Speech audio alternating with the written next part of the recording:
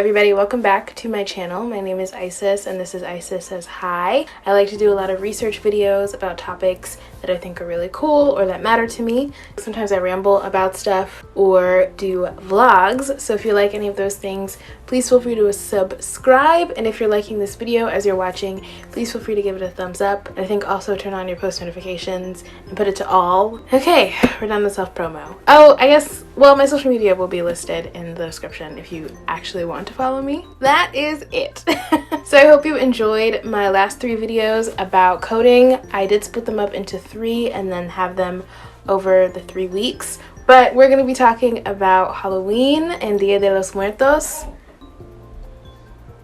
My brother just tripped on the stairs.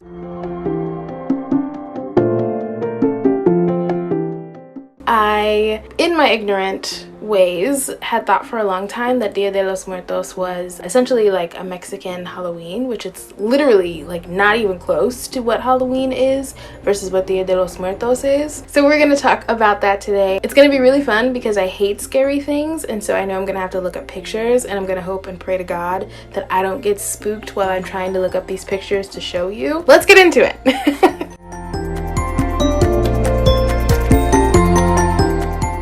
So the first thing that we're going to talk about is the history of Halloween. So Halloween is a holiday celebrated each year on October 31st, and the tradition actually originated with the ancient Celtic festival of Samhain. It looks like Samhain, and I thought it was pronounced Samhain, but it's actually pronounced Samhain or Samhain. And Samhain is when the Celtic people would light bonfires and wear costumes to ward off ghosts. So Samhain or Samhain means summer's end, and so the Celts lived about 2,000 years ago, mostly in the area that is now Ireland, the United Kingdom, and northern France, and they celebrated their new year on November 1st, which is usually when Samhain took place. So this day marked the end of summer and harvest and the beginning of the dark cold winter, a time of year that was often associated with human death. It is most likely this reason that the Druids, who are Celtic pagans or Celtic priests, believed that the spirits of those who died the previous year roamed the earth the night of Samhain. The Druids celebrated this day with a great fire festival to encourage the dimming sun not to vanish, and people danced around bonfires to keep evil spirits away,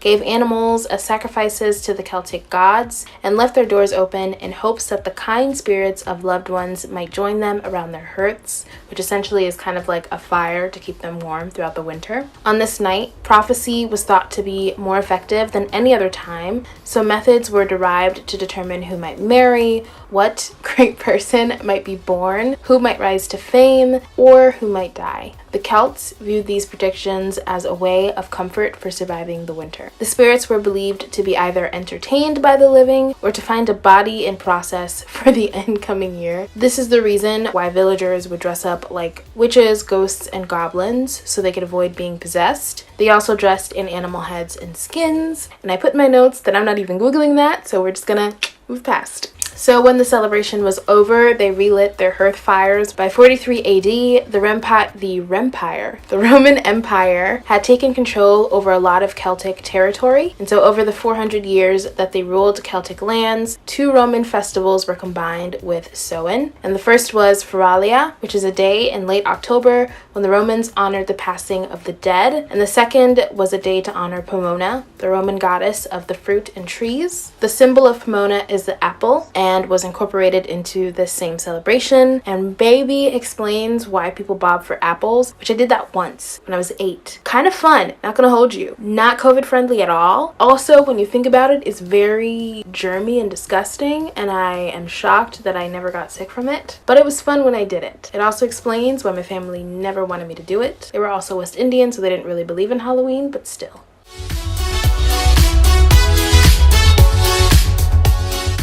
Next, we're going to talk about All Saints / All Souls Day. And this kind of goes in with Dia de los Muertos as well. So on May 13th, 609 AD, Pope Boniface, I feel like that's not how it is said, but I like saying Boniface, the fourth, dedicated the Pantheon in Rome to all Christian martyrs, and the Catholic feast of All Martyrs' Day was established in the Western Church. Pope Gregory III later expanded the festival to include All Saints as well as martyrs, and moved the observance from May 3rd to November 1st. which was the day of Samhain. In 1000 AD, the church made November 2nd All Souls Day to honor the dead. It's widely believed that the church was trying to replace the Celtic festival of the dead with a related church-sanctioned holiday. All Souls Day was celebrated in a similar way to Samhain, with big bonfires, parades, and dressing up in costumes as saints, angels, and devils. The All Saints Day celebration was also called All Hallows or All Hallowmas. The night before it, the traditional night of Samhain in the Celtic region, began to be called All Hallows Eve and eventually Halloween. To be pretty clear, a lot of the holidays that we celebrate today that kind of seem more Christian-centric or are just more American-centric were usually Celtic or pagan holidays, and they were reframed to kind of fit a more Christian narrative, which usually when Christianity was first being developed, they used to kind of try to combine a lot of the traditions and holidays with people who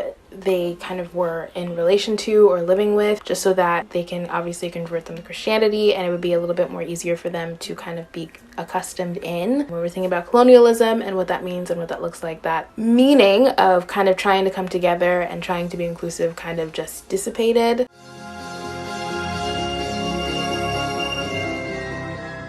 So when we look at Halloween today, parents were encouraged by newspapers and community leaders to take anything frightening or grotesque out of Halloween celebrations. Because of these efforts, Halloween lost most of its superstitious and religious overtones by the beginning of the 20th century. By the 1920s and the 1930s, Halloween had become a secular but community-centered holiday, with parades and town-wide Halloween parties as the featured entertainment. Despite the best efforts of many schools and communities, vandalism began to be included in some celebrations in many communities. I feel like vandalism to a lot of these folks was maybe TPing a house, which is fair, that is vandalism. But I also don't know what vandalism meant like in those days. By the 1950s, town leaders had successfully limited vandalism and Halloween had evolved into a holiday directed mainly at the young. Due to the high numbers of young children during the 50s baby boom, parties moved from town civic centers into the classroom or at home, where they could be more easily accommodated.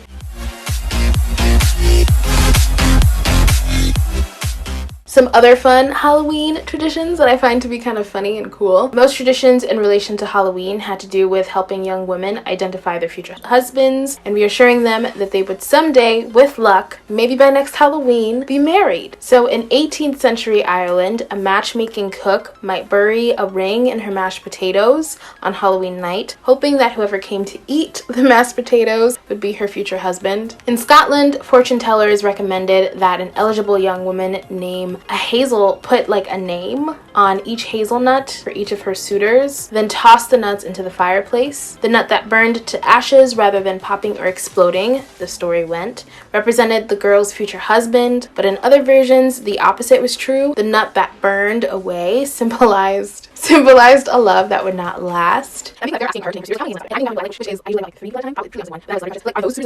And I say all of that to say that like I would probably forget the names of the guys because I just don't think about my crushes that much. I really don't think about men that much in general. Anyways, let's move on. Another tale had it that if a young woman ate a sugary concoction made out of walnuts, hazelnuts, and nutmeg before bed on Halloween night, she would dream about her future husband. Young women tossed apple peels over their shoulders, hoping that the peels would fall on the floor in the shape of their future husband's initials, tried to learn about their futures by peering at egg yolks floating in a bowl of water, and stood in front of mirrors in darkened rooms, holding candles and looking over their shoulders for their husband's faces. At some Halloween parties, the first guest to find a burr on a chestnut hunt would be the first to marry. At others, the first successful apple bobber would be the first down the aisle. Those are all of the old superstitious things that people used to do on Samhain, or just on Halloween in general.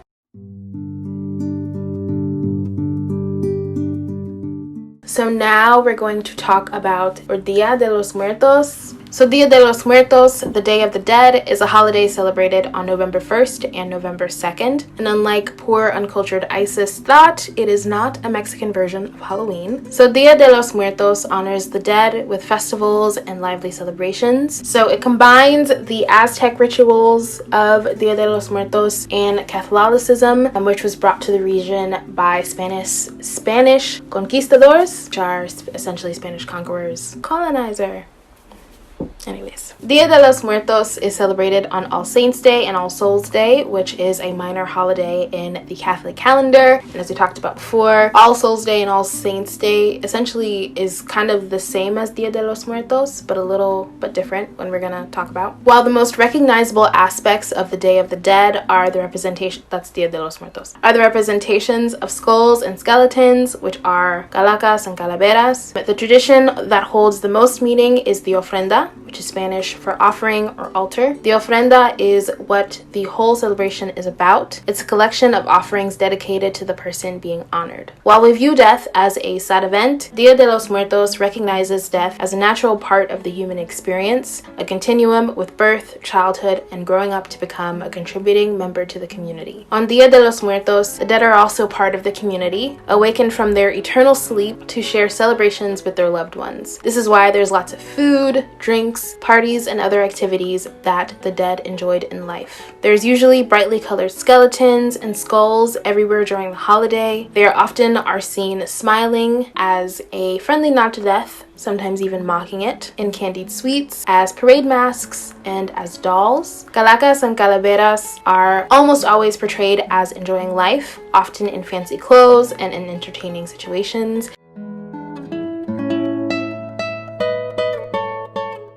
So the Day of the Dead originated several thousand years ago with Aztec, Toltec, and other Nahua people. They considered mourning the dead disrespectful. So for these pre-Hispanic cultures, death was a natural phase of life. The dead were still members of the community, kept alive in memory and spirit, and during Dia de los Muertos, they temporarily returned to Earth. The Day of the Dead usually lasted 1 month. With the Aztecs, they celebrated the dead and paid homage to the Lady of Death, which I'm going to put it here because I tried to pronounce it and I said absolutely not. I am not going to do that to them. Who protected their departed loved ones and helped them in the afterlife. Upon dying, a person was believed to travel to, again, gonna do that, the land of the dead. Only after getting through 9 challenging levels, a journey that took several years, could the person's soul finally reach Mictlan, which I'm still going to put down here, which is the final resting place. In Nahua rituals honoring the dead, usually held in August, family members provided food, water, and tools to aid the deceased on this difficult journey. This inspired the contemporary Day of the Dead, or the present Day of the Dead practice, in which people leave food or other offerings on their loved ones' graves or set them out on ofrendas in their home. Ofrendas are meant to welcome spirits back to the realm of the living. They're loaded with offerings. Some offerings could be water to quench thirst after their long journey, food, family photos, and a candle for each dead relative. If one of the spirits that they are welcoming back is a child, there might be small toys on the altar. One of the main flowers that are usually used on ofrendas and just kind of in the graves are marigolds, and they're usually scattered from the altar to the gravesite. And marigold petals usually guide the wandering souls back to their place of rest. The smoke from the copal incense, made from tree resin, transmits praise and prayers and purifies the area around the altar or the ofrenda. Marigolds are believed to be the pathways that guide the spirits to their ofrendas. The flowers' vibrant colors and scent attract the departed souls as they return to feast on their favorite foods. They are called, I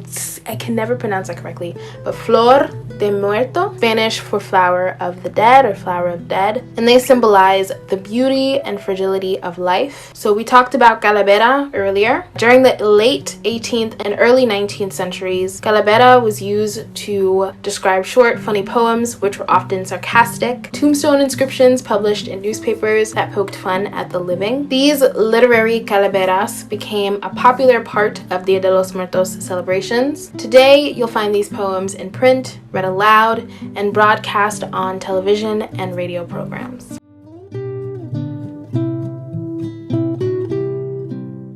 I love reading about food from different countries just because I know they always have a really special meaning, and it's just really nice to kind of learn about different cultures. In Mexico, the traditional belief, again, was that your ancestors might be hungry or thirsty when coming back to the realm of the living. So this is the reason that families would place their ancestors' favorite food and drinks on the ofrendas. And other foods could be pan de muerto, or bread of the dead, a sweet bread, which also can be pronounced pan dulce. The bones stones might be arranged in a circle, and that usually represents the circle of life, and tiny dough teardrops might symbolize sorrow. Sugar skulls are part of the sugar art tradition, and that was brought by 17th century Italian missionaries. They are pressed in molds and are decorated with crystalline colors, and they come in all sizes and levels of complexity. There's the drink called pulque, which is a sweet fermented beverage made from agave sap. There is atole, which I feel like I did that wrong. A thin warm porridge made from corn flour with unrefined cane sugar, cinnamon, and vanilla added. Hot chocolate. Women in San Andres, Mexico, cook albondigas. I think that's how they said to kind of do it, or albondigas, which are meatballs in English. They are considered a comfort food and commonly found on ofrendas during Dia de los Muertos.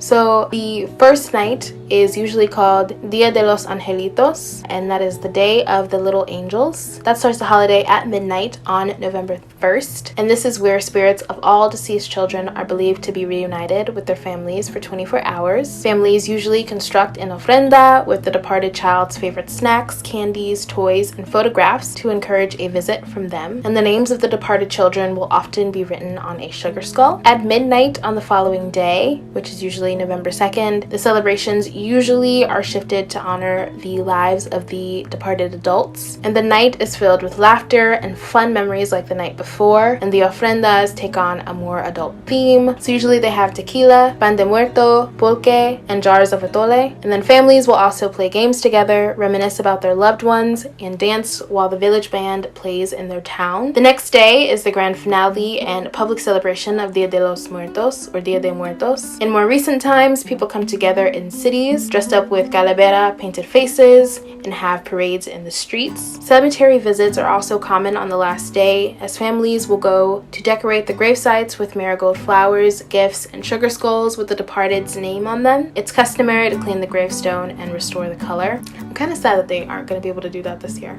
I feel like that's just so beautiful. I hope you enjoyed this video. Thank you for watching. Be safe if you're going to go out and trick-or-treat or celebrate Dia de los Muertos. Be safe, be kind, love one another. Am I Ellen? What is going on? All right, goodbye.